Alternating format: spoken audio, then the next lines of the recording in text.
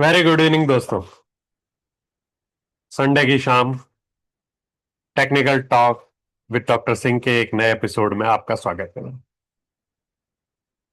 ये एपिसोड एक नई सीरीज की शुरुआत का पहला एपिसोड है। इस सीरीज का नाम हमने न्यूज वॉच रखा है। इस सीरीज में हम उन खबरों को का एनालिसिस करेंगे जो हमारे शेयर बाजार को अफेक्ट करते हैं। और ये न्यूज वॉच का जो एपिसोड है, आज ये शाम को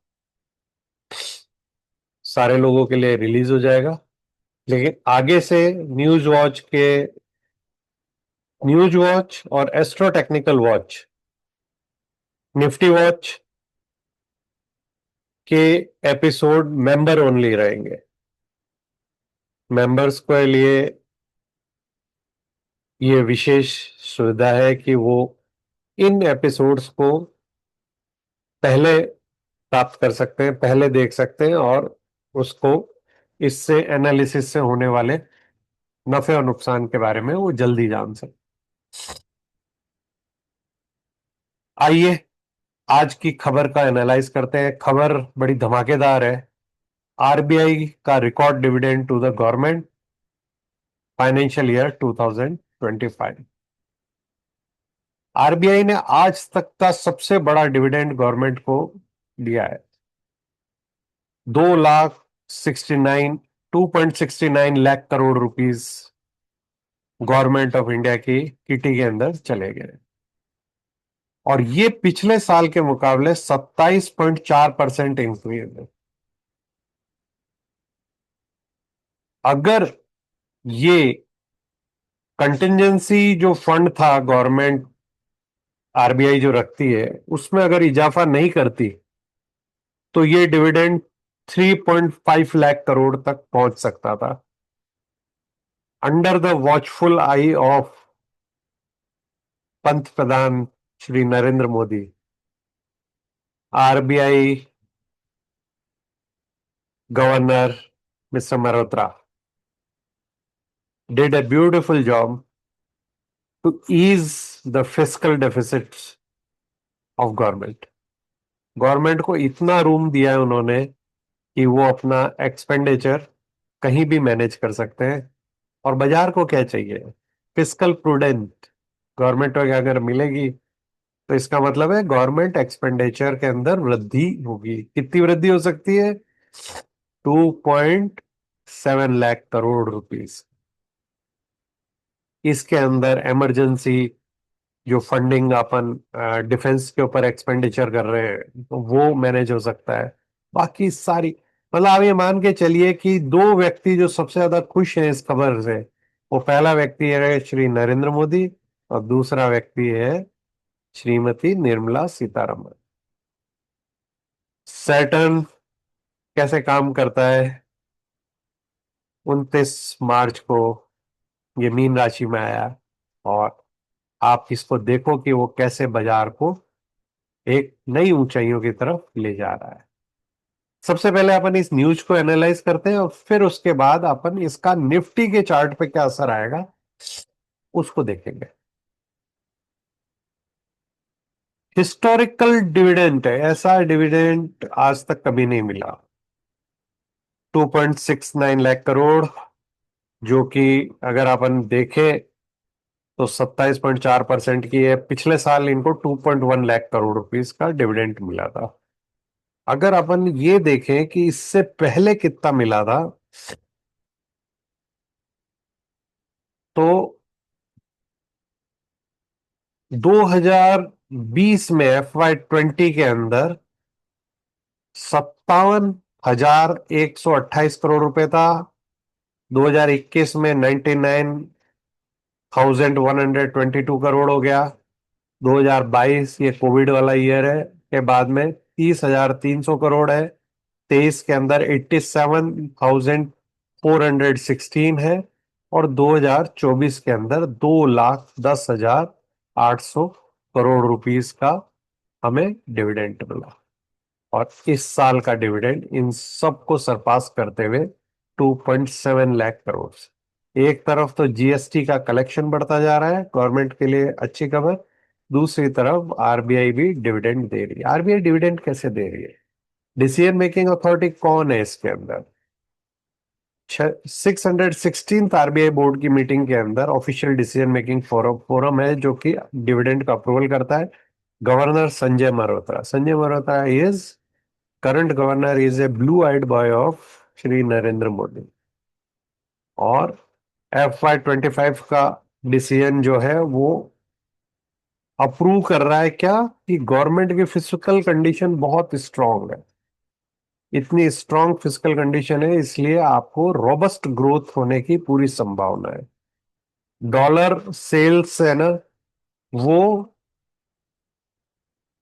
का वॉल्यूम बढ़ गया है 371.6 बिलियन FY 25 के अंदर till Feb, and this compare to 153 billion is entire FY 24। तो ये जो डॉलर सेल बढ़ रही है, ये हमारे इस डिविडेंड की रूट कॉज है। और स्ट्रेटेजिक सेलिंग है। आरबीआई क्या कर रहा है? 125 बिलियन डॉलर बेच चुका है सितंबर 2024 से। Peak reserve has touch is 704 billion dollar. Dollar reserve बढ़ता जा रहा है, इसलिए आरबीआई उसको कर रहा है। इंटरेस्ट इनकम कहां से आती है आरबीआई के पास? वो बढ़ गई है। सिक्योरिटी होल्डिंग जो है गवर्नमेंट के अंदर, उसके अंदर वो होल्डिंग इंक्रीज हो गई 1.95 lakh crore rupees. This contribute to the higher interest income. Total G secs portfolio जो है, गवर्नमेंट सिक्योरिटी का पोर्टफोलियो है, वो 15.6 लाख करोड़ का हो गया है। इससे भी massive interest income RBI generate कर रहा है। इस इनकम जनरेशन ने हेल्प किया है कि इतना मैसिव डिविडेंड दे सके। मार्केट वैल्यूएशन गेन क्या होगा? बॉन्ड यील्ड कम हो गई है। मार्क टू मार्केट गेन जो हो रहा है वो इनको एक्स्ट्रा बेनिफिट दे रहा है। और उसके बाद सरप्लस जनरेशन जो हो रहा है वो डिविडेंड के अंदर आपको वापस दिया जा रहा है।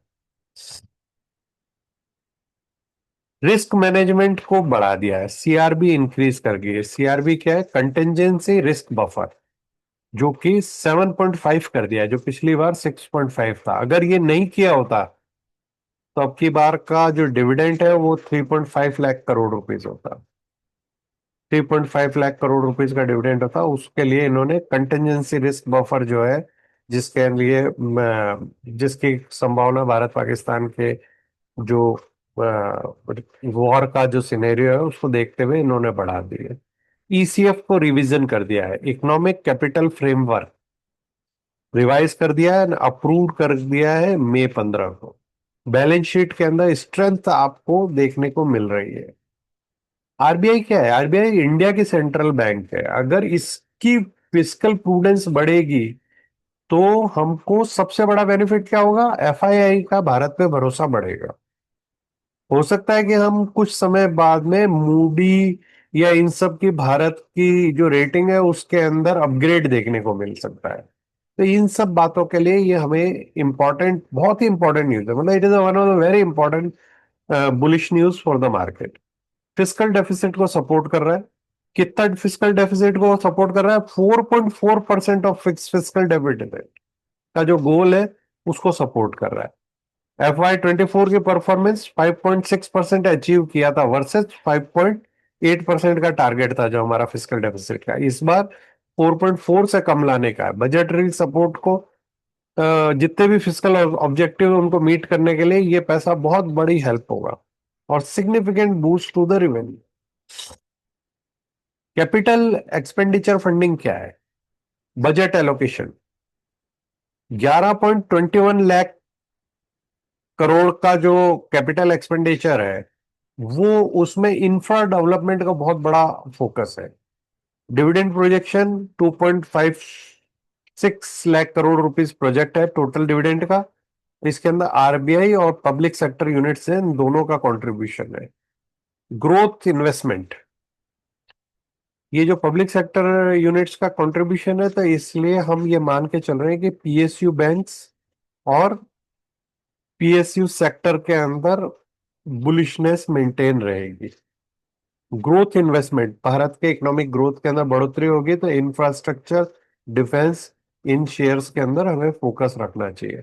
लिक्विडिटी का इम्पैक्ट क्या आएगा टाइमलाइन पे? जुलाई 25 के अंदर एक्सपेक्ट करते हैं सरप्लस लिक्विडिटी इंजेक्शन एक्सपेक्टेड है। बैंकिंग सिस्टम में enhance liquidity for the financial institution है। और इकोनॉमिक इम्पैक्ट क्या होगा इसका?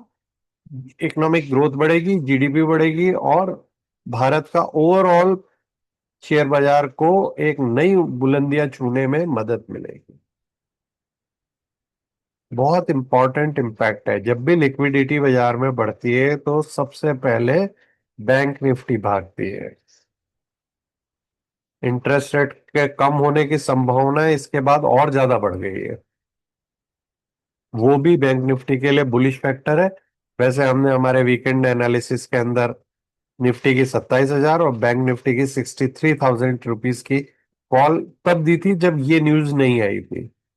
इसलिए हम हमेशा, हमारा मानना है कि टेक्निकल एनालिसिस हमेशा न्यूज को प्रीसीड करता है और न्यूज हमेशा टेक्निकल एनालिसिस के बाद आता है।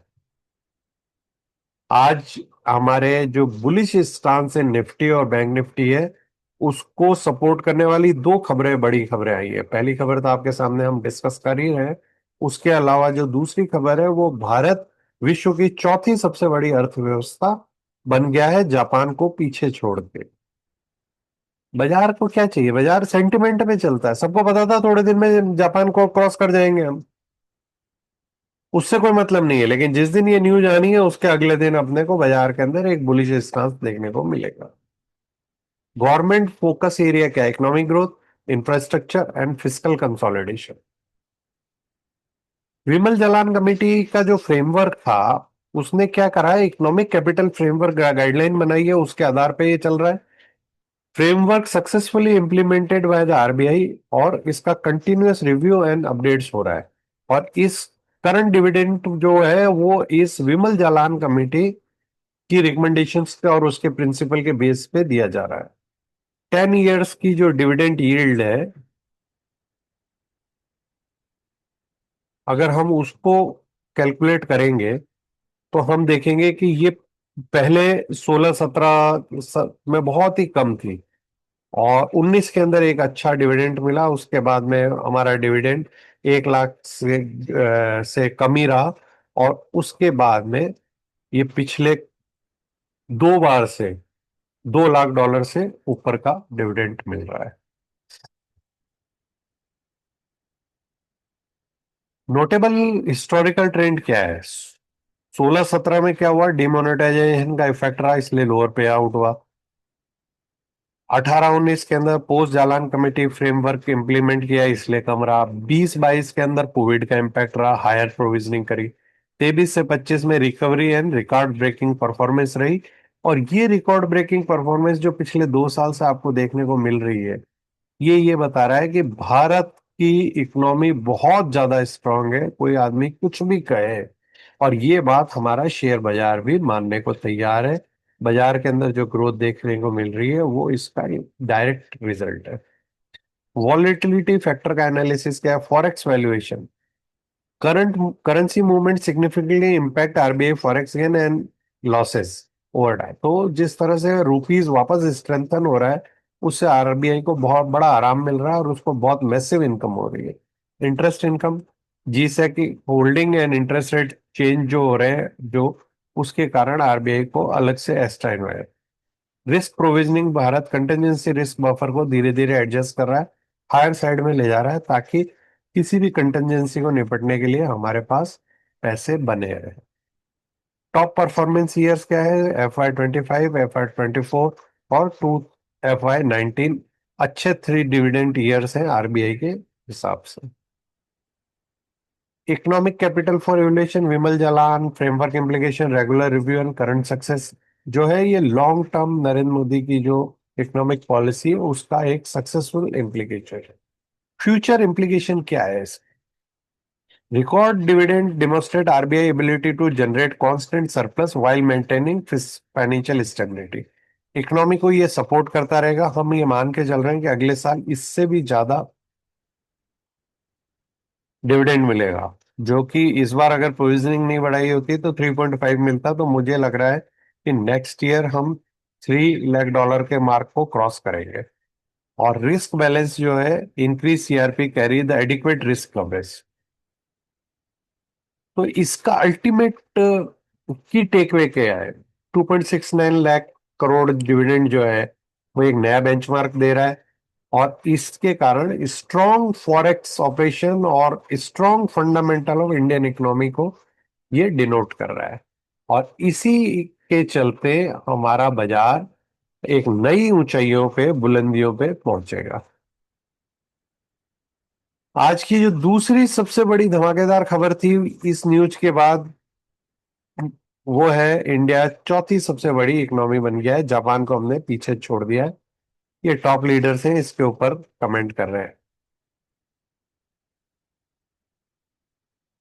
ये फोर्थ लार्जेस्ट इकोनॉमी है। ये निफ्टी का चार्ट है, इसको भी अपन डिस्कस करेंगे। इससे पहले मैं आपको एक बड़ी इंटरेस्टिंग न्यूज दिखाना चाहता हूँ।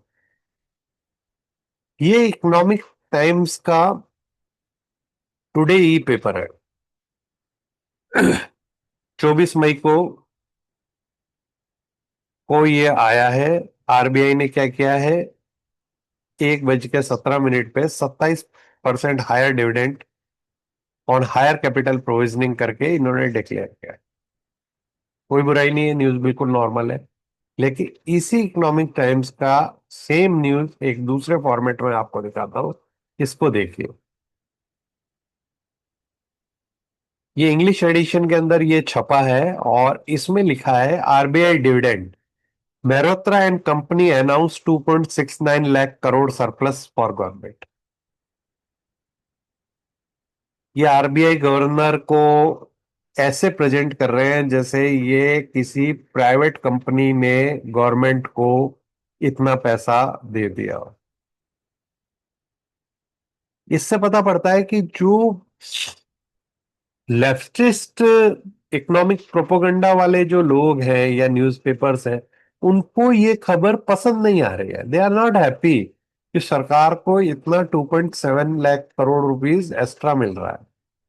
इसलिए इन्होंने इस न्यूज को इस तरीके से प्रेजेंट करी। उसके बाद में इन्होंने अपने ई पेपर के अंदर इस न्यूज को मॉडिफाई कर दिया कि इनको पता लग गया कि ये है। आइए अपन निफ्टी के चार्ट के ऊपर देखते हैं कि इस खबर का क्या असर होगा।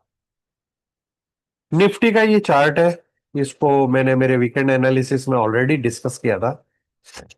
ये जो आपको पर्पल कलर की लाइन दिख रही है, ये आरबीआई की जो डिविडेंड की डेट है, वो डेट की न्यूज है। और इस डेट की न्यूज के ऊपर निफ्टी की क्लोजिंग है 24,853, 853। और इसकी ओपनिंग कैंडल की ओपनिंग थी 24,640। ये बहुत इंपॉर्टेंट दोनों फिगर है, इन दोनों फिगर्स को अपने को याद रखना है। अपन देखते हैं कि यार जब पिछले साल ये न्यूज आई थी तब क्या हुआ था। पिछले साल ये न्यूज आई थी जून में। हम ये पहुंच गए इस डेट के ऊपर। ये डेट है 24 जून 2024। 24 जून 2024 के दिन 23,340 के ओपन थी। और उसके बाद में ये कैंडल क्लोज हुई थी 23,537 के ऊपर। जून के बाद में इसने मात्र 3 महीने के अंदर 27 सितंबर को 2024 को इसने 26,250 का ऑल टाइम हाई लगा दिया। इस न्यूज की पावर बता रहा हूं मैं आपको। मैं कोई टेक्निकल एनालिसिस नहीं कर रहा हूं, मैं केवल आपके सामने एक डाटा ये दे रहा हूं कि इस डाटा के बाद में अगले 2 महीने 3 महीने का जो ट्रेंड है वो बुलिश है। और कितने परसेंट का ग्रोथ आई है? अगर हम इस डाट को 23,300 माने और 26,300 है, तो 3,000 पॉइंट, 23,000 के ऊपर ऑलमोस्ट 15% के आसपास, 14-15% के आसपास इंडेक्स ग्रो कर गया है। निफ्टी की बात कर रहे हैं। उससे पिछले महीने क्या हुआ था? उससे पिछले महीने ये न्यूज आई थी 22 मई को। 22 मई को बाजार जब ये न्यूज आई थी तब 18,140 था। 18,140 के बाद में हम अगर इसको 3 महीने का फिगर और लेते हैं कि नेक्स्ट नेक्स्ट हाई 13/9 को, तो 13/9 को ये 20,200 पे पहुंच गया। 18,000 से 20,200, 18,100 से 2,000 पॉइंट, ऑलमोस्ट 10% इन 3 मंथ्स। और उसके बाद ये एक अप ट्रेंड में ही बाजार रहा इस करेक्शन के बाद में। और ये अगली आरबीआई डिविडेंड की तक पहुंचते पहुंचते ऑलमोस्ट 23,000 तक पहुंच गए। ये जो तीन फिगर है, अगर हम पिछले दोनों फिगर का रिजल्टेंट निकालें तो हमें ये बात अच्छे से समझ में आती है कि ये बहुत ही बहुत इंपॉर्टेंट इवेंट है। और इसने जैसे ही ये प्रीवियस हाई को पार करेगी, जो प्रीवियस हाई दोस्तों इस जगह से बहुत ज्यादा दूर नहीं है, 25,100 पकड़ लेते हैं इसको, मैं कंफ्यूजन क्यों रखे, 25,100 के ऊपर निकलेगी तो यहां से मिनिमम 10%। 25,000 का 10% कितना होता है दोस्तों? 2,500। 2,500 को आप जोड़ लोगे तो 27,500 निफ्टी आने की पूरी संभावना अगले 2 महीने और 3 महीने के बीच में है। ये हम पास्ट एनालिसिस के आधार पे कह सकते हैं। इसी के साथ इस न्यूज वॉच के इस नए एपिसोड का समापन करता हूं, इस डिस्क्लेमर के साथ कि मैं कोई सेबी रजिस्टर्ड टेक्निकल एनालिस्ट नहीं हूं, फाइनेंशियल एनालिस्ट नहीं हूं। शेयर बाजार के अंदर किसी भी किस्म के निवेश करने से पहले आप अपने रजिस्टर्ड फाइनेंशियल कंसल्टेंट से संपर्क करें।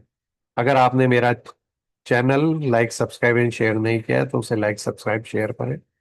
और मेंबर ओनली वीडियोस के लिए आप इस चैनल के अंदर मेंबरशिप ज्वाइन कर सकते हैं। धन्यवाद। शुभ रात्रि। माँ भगवती आपको प्रॉस्पेरिटी दे।